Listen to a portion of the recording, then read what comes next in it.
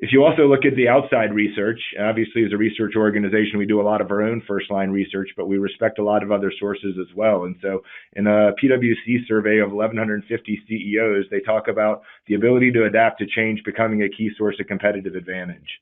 McKinsey gives us 9 out of 10 executives are looking at organizational agility as a source of business importance, and it's only growing over time. And it seems like all of the C-suite clients that we're interacting with are talking about the need to make their organizations more agile, but the how behind that is sometimes less clear for the organization. Also, if you look at any strategy, I've not seen one yet that says, let's do the exact same thing we did last year. So strategic agendas, by definition, are driving lots of change. We're also seeing the tenure of senior leaders shrinking in organizations. And when you bring in new senior leadership, almost every time they're bringing an aggressive change agenda to do things different than have done before, to sometimes shake things up in the organization. And so the strategy is sort of a backdrop that'll always provide us lots of change opportunities. And we also know from research that organizations are no longer running individual changes in sequence.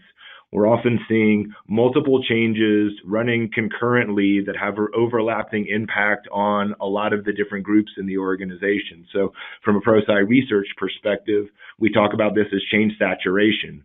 We also hear a lot of change fatigue, where the organizations are wearing thin on their resilience and their ability to continue to adapt, in particular when we have poorly managed change and changes inflicted on our teams. And so you can see that the saturation does have consequences.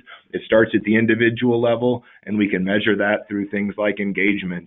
It also shows up at the project level, where we see delays and overruns in budget and schedule.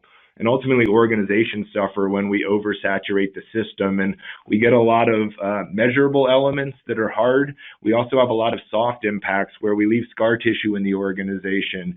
There's a degree of cynicism, or we get what we call the corporate ostrich effect, where people get used to having change managed poorly, where they think, if I put my head in the sand, this too shall pass. And so all of this collectively has lots of impact on organizations. And the reality is it's probably not going to slow down. If you look at the strategic imperative coming out of business strategy or organizational strategy, that's a feeding ground for new change coming to the table. The search for new sources of competitive advantage. And in a lot of ways, competitors can copy the technologies you use or the processes you use or the machinery. What they can't copy is the elements of culture, the way we get things done, the way we manage the people side of change often.